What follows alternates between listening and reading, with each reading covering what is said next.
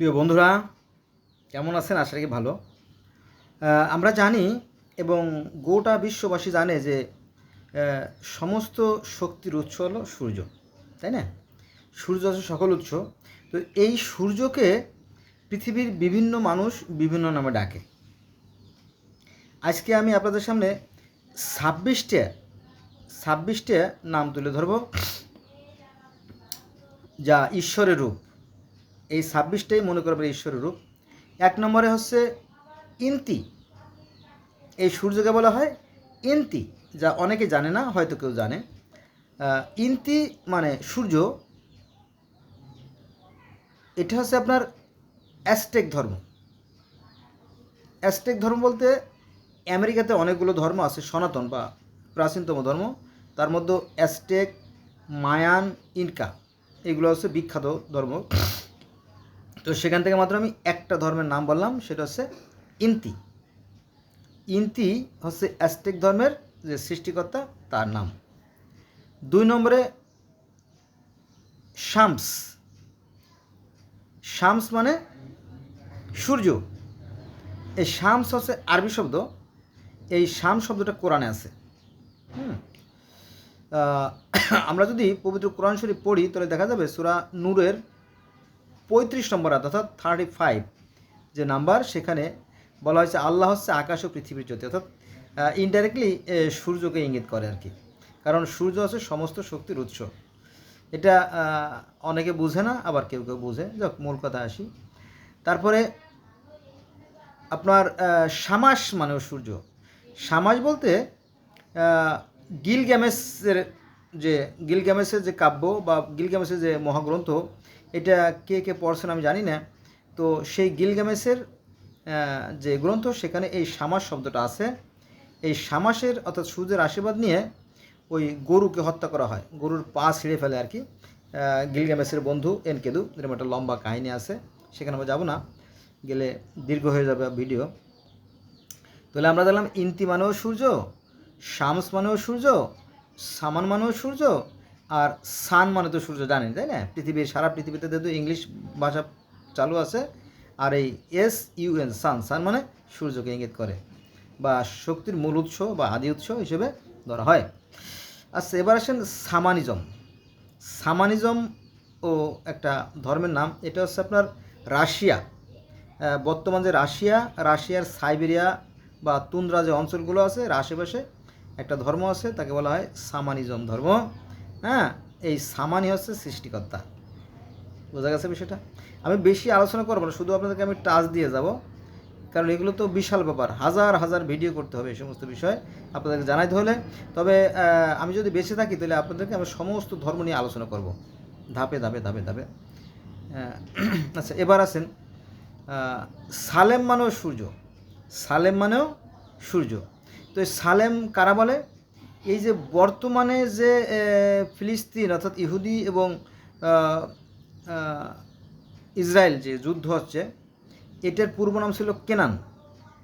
তো কেনানেরও আগে এখানকে এক জাতীয় গোষ্ঠী বাস করত, তাদেরকে বলা হতো জেবুসাইড গোত্র।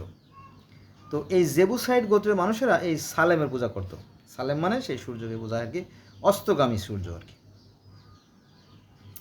তো সেই থেকেই এই জেরুজালেম শব্দের উৎপত্তি। তারপরে আমরা জানি যে ওই যে সনাতন ধর্মে কুরুক্ষেত্রের যুদ্ধে অর্জুন বলেছিল সহস্র সূর্যের কথা। সূর্য যেটা বললে বুঝবেন, সহস্র সূর্যের না আর কি। অর্জুন বলিলেন, হে কৃষ্ণ, আমি ঈশ্বরের যে দিব্য রূপ, প্রকৃত রূপ যেটা আর কি, আমি দেখতে চাই। তো বলো যে চর্মচক্ষু দ্বারা দেখা সম্ভব না। এটা কোরআনেও আছে, সূরা আনামের 103 নম্বর আয়াতে আছে যে চর্মচক্ষু দ্বারা সৃষ্টিকর্তাকে দেখা সম্ভব না। এবং সুরার 1 নম্বর আয়াতে বলা আছে যে মানুষের এমন কোনো সাধ্য নাই যে সৃষ্টিকর্তাকে চর্মচক্ষু দ্বারা দেখে। বোঝা গেছে সেটা? তো একই কথা। তাহলে ভগবদ গীতায় আসছে 11তম অধ্যায়ের 8 থেকে 12 যে শ্লোক বা পদ, সেখানে যে তিনি হচ্ছে সহস্র সূর্যের ন্যায়। সহস্র সূর্যের ন্যায় না, আসলে বলা হয়েছে সহস্র সূর্য যদি আকাশে উদিত হয় তাহার তুলনায় সেই ঈশ্বরের রূপ কিছুই নয়। তার মানে কি, সেই সূর্যকে ইঙ্গিত করে। আচ্ছা, এবার আসেন ওই আফ্রিকার কিছু ধর্ম আছে, যেমন ফান ধর্ম, ডগন ধর্ম, বহু ধর্ম আছে, প্রায় 300-র মতো। তো সেখানে রিক্রোডিয়াল পাহাড়ে সেই যে ঈশ্বর বোম্বা, তিনিও কি সেই জ্যোতিময়, সে কথার ইঙ্গিত করে, তো সেই সূর্যকে বহন করে আর কি। তারপরে ইহুদি ধর্মের যে নবী মোজেস, আমরা যাকে বলি মুসা, তিনি যে সেই তুর পাহাড়ে বা তোয়া পর্বতে বা সিনাই পর্বতে যে সৃষ্টিকর্তাকে দেখেছিলেন, তিনিও ছিলেন কি জ্যোতিময়, জানেন তো, তাই না? যে জ্যোতির তাজিল্যে, জ্যোতির যে মানে পাওয়ারে সেই যে তুর পাহাড় জ্বলে গেছিল। তো এই একই কথা আছে কোথায়? সনাতন ধর্মে আছে, সনাতন ধর্মের কথা আছে, দেখ বললামই। তারপরে ইহুদি ধর্মে আর খ্রিস্টান ধর্মে ওই একই কথা বলা আছে যে ঈশ্বর হচ্ছে জ্যোতিময়। তো তার জ্যোতির বর্ণন এরকম যে একটা গাছের ভিতরে একটা অতিকায় আলো জ্বলতেছিল, কিন্তু সেই আলোটা একটা বিশেষ ধরনের আলো, যে আলো গাছের পাতা পুড়ে যাচ্ছিল না, এরকম বর্ণনা আছে তাওরাতে, বাইবেলে যদি আপনারা দেখতেন আর কি। তারপরে আসেন এই যে পিরামিড, অর্থাৎ মিশরীয় যে পিরামিড, এই পিরামিডের উপর দিয়ে এই সূর্যের যে পদচারণ অর্থাৎ ভ্রমণ, সেই জিনিসটা দেখা যেত আর কি। তারাও কিন্তু সূর্যকে অর্থাৎ রা, এই সূর্য হচ্ছে রা অর্থাৎ অদৃশ্য সৃষ্টিকর্তা, এর থেকেই সমস্ত সৃষ্টির সূচনা, সেখানেও সেই সূর্যকেই ইঙ্গিত করে। তারপরে 14 নম্বরে চলে আসছে আর কি।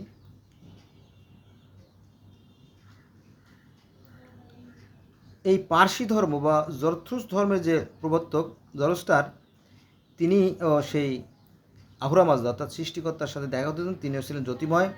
এবং তিনি যখন 10 বছর মিরাজে থেকে অর্থাৎ ঊর্ধ্বগমন শেষে যখন পৃথিবীতে নেমে আসেন, তখন অগ্নিবৃষ্টি হচ্ছিল, অগ্নিবৃষ্টি, আলোর ঝলকানি, বিদ্যুৎ চমকের মতো এরকমটি, সেই বিষয়টা আমরা জানতে পারি আর কি। কোথা থেকে জানতে পারি? জেন্দাবেস্তা আবেস্তা থেকে জানতে পারি। তারপরে মিত্রা বলতে এই সূর্যকে ইঙ্গিত করে। মিত্রা নামে আলাদা একটা ধর্ম আছে, আর সনাতন ধর্মেও এই মিত্রাকে মানে সূর্য ইঙ্গিত করা হয় আর কি। তারপরে সানগড বলতে এখানে আপনার কেল্টিক একটা ধর্ম আছে, কেল্টিক, অনেকে হয়তো জানবে না, আর কেউ হয়তো জানবে যে কেল্টিক নামে যে ধর্মটা আছে, সেখানে বলা হয় সান গড, মানে সান মানে সূর্য, গড মানে তো ঈশ্বর বা সৃষ্টিকর্তা বা দেবতা আর কি, এরকম বিষয়টা আর কি। তারপর আরেকটা বিষয় আমরা বলতে পারি, সেটা হচ্ছে যে সনাতন ধর্মে বা হিন্দু ধর্মে একটা বংশ আছে, তাকে বলা হয় সূর্য বংশ, মানে সেই সান মানে সূর্যের বংশ, সানগড় যাই বলে আর কি। তারপরে সূর্যের আরও নাম আছে, তারপরে ভানু, তারপরে তপন, দিনমণি, সূর্য, আবার নাজাম শব্দ অর্থ নক্ষত্র আর কি। তারপরে ওই যে নূর, আল্লাহ নুরিস সামাওয়াত আর নূর বলতে ওই একই ইঙ্গিত করে আর কি, যে শক্তির আধার আর কি, সেই প্রজ্বলিত আলো। মুসা আলাইহিস সালাম তার স্ত্রীকে বলল যে বিবি, ওই যে দূরে আগুন দেখা যায়, আমি একটু আগুন নিয়ে আসি, তাই না? ওই আগুন বা নার মানে আগুন, নার, নূর, জ্যোতি, আলো একই কথা বহন করে আর কি। তারপরে মুসা আলাইহিস সালাম ওই যে বললো যে আমি আগুন দেখছি। তারপরে সূর্যের আরও নাম আছে, প্রভাকর, তারপরে রা, মিশরীয় ধর্মে এই সূর্যকে বলা হয় রা। তারপরে গ্রিক ধর্ম এবং রোমান ধর্মে সেখানে বলা হয় কাওয়াসের রূপও কিন্তু সেই জ্যোতিময়, অর্থাৎ আপনার ইসলাম ধর্মে যে জ্যোতির কথা বলা হয়েছে যে ঈশ্বর হচ্ছে জ্যোতিময়, তো ওখানে ও সেই কাওয়াস হচ্ছে জ্যোতিময়। আর তার আবার হাত পা মুখ আছে, যদি একবার দেখতেন, সার্চ দেন গুগলে দেখবেন যে চলে আসছে কাওয়াস বা সেই গ্রিক ধর্ম, এলে বিষয়। তাহলে আমরা দেখলাম যে ইন্তি মানে সূর্য, শামস মানে সূর্য, সামান মানে সূর্য, সান মানে সূর্য, সামানিজম মানে সূর্য, সালেম মানে সূর্য, সালাম থেকে জেরুজালেম আর কি। গোবর্ধন পাহাড়ে যে আমরা ঈশ্বরের রূপ দেখছিলাম সেটাও সূর্য। রিগডোরিয়াল পাহাড়ে যে ঈশ্বরকে আমরা দেখছিলাম সেটাও সূর্য। তুর পাহাড়, সিনাই পর্বত, তোয়া পর্বতে যে ঈশ্বরকে আমরা দেখছিলাম সেটাও সূর্যের ন্যায়। তারপর পিরামিড এর উপর যে সূর্য আমরা দেখি তাকে বলে রা, সেটাও সূর্য। তারপরে মিত্রা মানে সূর্য, সান গড মানে তো সেই সূর্য, সূর্য বংশে তো সূর্য। বানু মানে সূর্য, তপন মানে সূর্য, দিনমণি মানে সূর্য, সূর্য মানে সূর্য, নাজাম মানে সেই সূর্য বা নক্ষত্র। তারপরে আপনার নূর বা নার। সৃষ্টির এই যে সৃষ্টি, এই সৃষ্টির আগেও কিন্তু পৃথিবীতে আরও অনেকগুলো জাতি ছিল। তারও আগে ছিল নূর এবং নার। এই নূর থেকে ফেরেশতা, আর নার থেকে আপনার মুরগিগুলো ডাকতেছে কেন দেখ।